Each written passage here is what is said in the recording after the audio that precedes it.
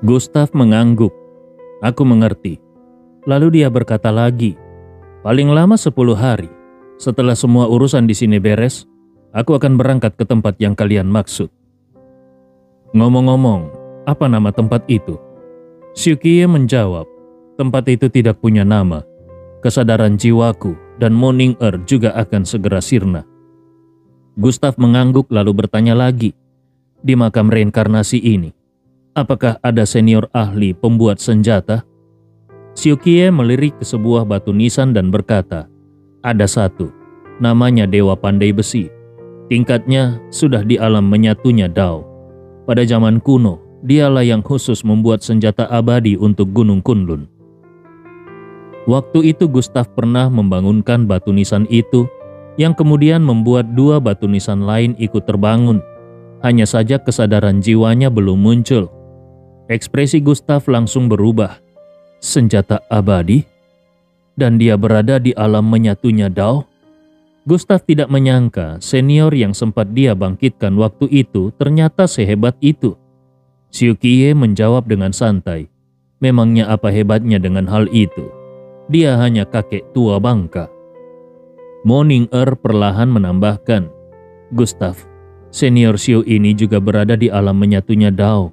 Senior Nie juga begitu. Para tokoh di makam reinkarnasi, asalkan di nama mereka ada kata dewa, Dao, atau 1000, itu berarti mereka pasti di tingkat alam menyatunya Dao ke atas. Kalau namanya hanya biasa, minimal mereka berada di puncak tingkat Raja Ilahi. Intinya, semakin hebat nama julukannya, semakin kuat juga kekuatannya.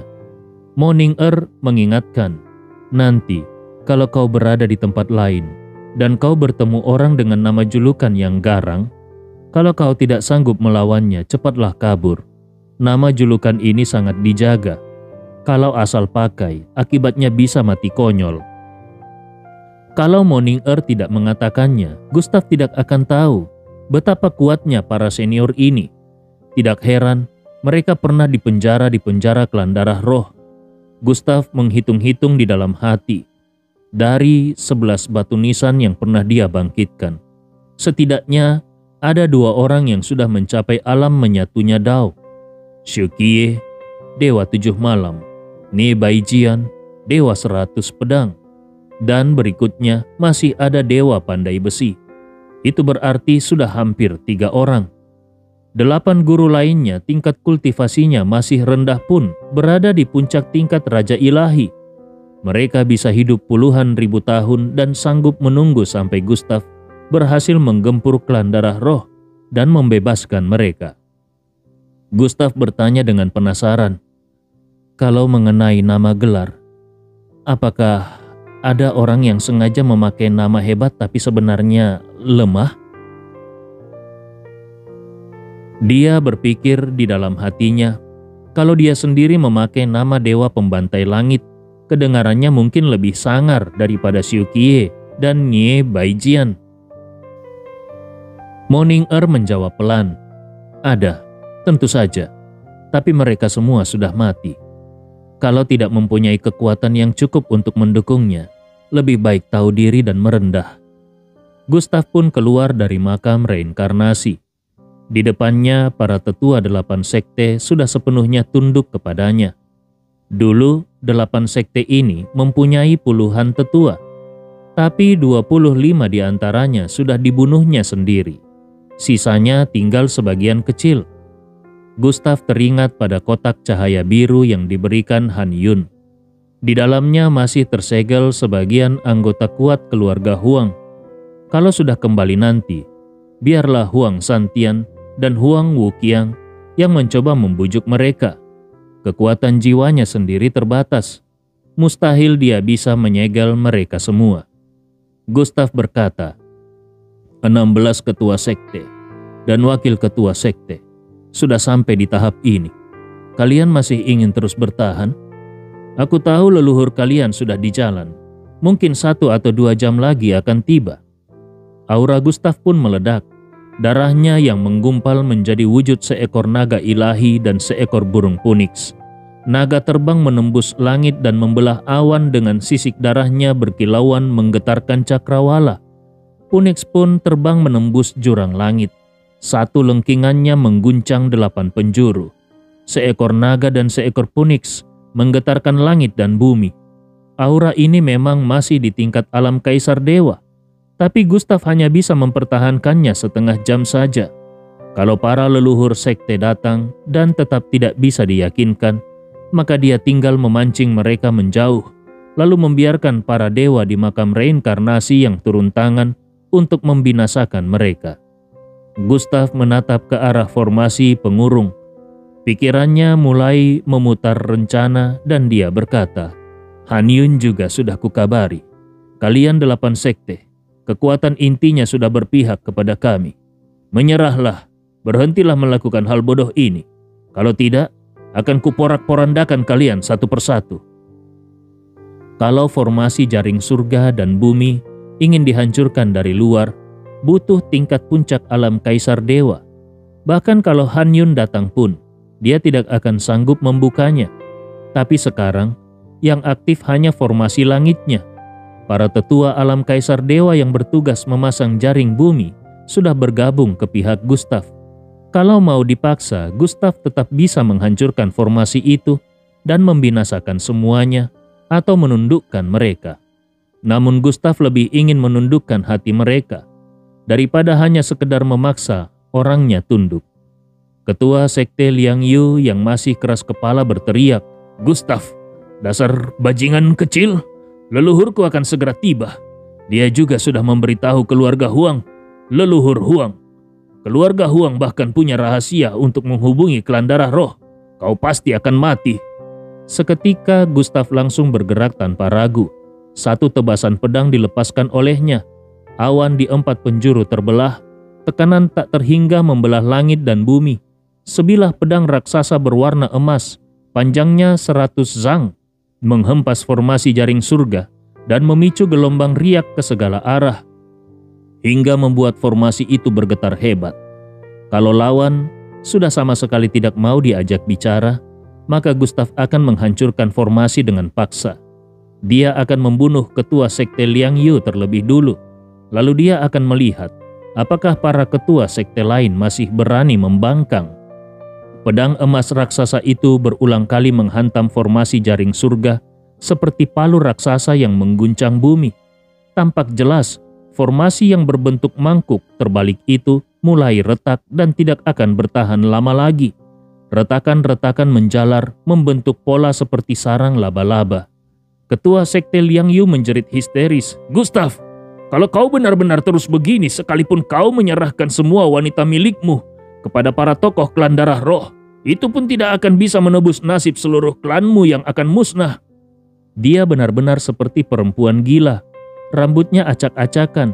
Dilihat dari penampilannya yang masih tampak seperti wanita 30-an, memang masih ada sisi yang bisa menggoda, meski caranya benar-benar memuakkan.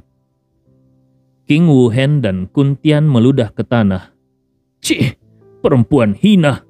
Mereka sama sekali tidak sudi memandang ketua sekte semacam itu. King Wu Hen berkata, "Dulu, kupikir kau hanya wanita rendahan yang terobsesi pada orang kuat. Karena itu kau rela merendahkan diri dan menyerahkan tubuhmu kepada klan darah roh. Tidak kusangka kau malah bangga menjadi perempuan murahan. Bahkan orang-orang keluarga Huang masih lebih bermartabat daripada dirimu." Ketua sekte Liang Yu melihat Gustav semakin beringas menyerang formasi. Dia cepat-cepat berteriak, "Gustav, kau masih belum mau berhenti juga? Kalau kau berani membunuhku, para tokoh klan darah roh akan menindas mati semua wanita yang ada hubungannya denganmu. Aku jamin hal itu akan terjadi." Terdengar bunyi menderu dan formasi jaring surga pun pecah. Ke-16 ketua sekte dan wakil sekte langsung terkena serangan balik. Seketika mereka memuntahkan darah dan terpental ke segala arah. Gustav bahkan belum sempat bergerak lagi. Tiba-tiba di dalam makam reinkarnasi, Nie Baijian langsung turun tangan dan berkata, "Orang yang keras kepala begini tidak perlu dibiarkan hidup." Di angkasa, segaris ki pedang putih murni muncul dengan kokoh, seolah-olah menembus waktu ribuan tahun lamanya. lalu menghujam ruang dan waktu. Dalam sekejap, ketua sekte Liang Yu terbelah di bagian pinggang. Sisa riaknya langsung mengguncangnya menjadi kabut darah yang terbang ke seluruh penjuru. Membunuh orang semacam ini, bahkan Nie Baijian pun merasa jijik. Awalnya dia enggan turun tangan, tetapi suara perempuan gila ini terus saja terdengar di makam reinkarnasi, membuatnya tidak bisa tenang bermeditasi. Gustav pun terbangun dari serangan Nie Baijian. Pupil matanya menyempit dan dia berseru, "Tangkap mereka semua!" Begitu Gustav mengeluarkan perintah, para tetua alam kaisar dewa yang sudah berpihak kepadanya bergerak bagaikan harimau terlepas dari kandang. Dalam sekejap mereka menangkap 15 ketua dan wakil sekte lainnya. Para ketua sekte itu sudah terluka parah, kini berhadapan dengan Gustav dan puluhan petarung alam kaisar dewa. Mana mungkin mereka mempunyai kekuatan untuk melawan? Gustav berdiri di ketinggian. Dia menatap para penjahat itu dari atas dan berseru, "Ketua sekte Kunlun, ketua sekte Pedang Darah, ketua sekte Dao." Gustav memandangi ketiga orang tua berambut putih itu. Sorot matanya dingin dan dia berkata, "Kemarin di ruang rapat, kalian dan ketua sekte Liang Yu sangat bernafsu untuk menghabisiku, bukan?" Ketua sekte Dao langsung menjawab, "Puih, bocah keparat, kau..." Belum sempat dia menyelesaikan kalimatnya, satu tebasan pedang langsung merenggut nyawanya. Pandangan Gustav beralih ke dua orang yang tersisa dan dia berkata, "Kalian pasti tahu sesuatu mengenai keluarga Huang. Cepat katakan, mungkin masih ada peluang untuk kalian tetap hidup." Ketua sekte Kunlun dan ketua aliansi Pedang Darah saling berpandangan. Keduanya sama-sama petarung tingkat alam kaisar dewa lapis 5 ke atas. Tapi jelas saat ini mereka tidak mungkin bisa menandingi Gustav. Melihat aura Gustav, mereka sadar kekuatan bocah ini tidak kalah sedikit pun. Entah ilmu rahasia macam apa yang bisa membuat seorang bocah tingkat alam Daiyuan melonjak setinggi ini. Bahkan di klan darah roh pun belum tentu ada yang bisa seperti itu. Apakah benar, seperti kata Gustav, di belakangnya berdiri kekuatan besar yang melebihi klan darah roh? Tapi, mengenai keluarga Huang, kalau mereka membocorkannya, lalu kelak Gustav kalah, bukankah leluhur keluarga Huang akan datang menuntut nyawa mereka? Tapi kalau tidak mau bicara, nyawa mereka bisa putus sekarang juga. Ketua aliansi Pedang Darah menatap Gustav, kemudian memandang para tetua aliansi Pedang Darah yang sudah menyerah pada Gustav. Dia pun mendesah pelan. Selama 3000 tahun ini, leluhur keluarga Huang memang mendapat beberapa rahasia ilmu dan teknik kultivasi dari klan darah roh. Dulu kami sering menemani leluhur keluarga Huang menemui para petarung tingkat alam ilahi, klan darah roh yang turun ke sini. Awalnya, 1000 tahun, antara 2 hingga 3000 tahun lalu, dalam 10 kali kunjungan klan darah roh, semuanya disambut oleh leluhur keluarga Huang. Sekte-sekte lain di Gunung Kunlun sama sekali tidak mempunyai kualifikasi untuk ikut. Dia terdiam sejenak, memandang Gustav lalu melanjutkan, "Tapi, leluhur keluarga Huang sendiri yang memerintahkan kami agar menemaninya menyambut klan darah roh, sekaligus memberitahu betapa kuatnya mereka. Setelahnya, dia pun membagikan ilmu-ilmu rahasia milik klan darah roh kepada kami. Kelihatannya, leluhur keluarga Huang memang ingin menundukkan kami juga, supaya sama-sama menjadi kaki tangan klan darah roh." Mendengar ini, Gustav hanya menanggapi dengan seringai, meremehkan, memaksa dan merayu. Rupanya leluhur keluarga Huang memang cukup lihai untuk menjadi pengkhianat. Dia mau menjadikan kalian semua sebagai pasukan penopang untuk tunduk sepenuhnya kepada klan darah roh. Memaksa dengan ancaman pemusnahan sekte, merayu dengan iming-iming ilmu rahasia klan darah roh.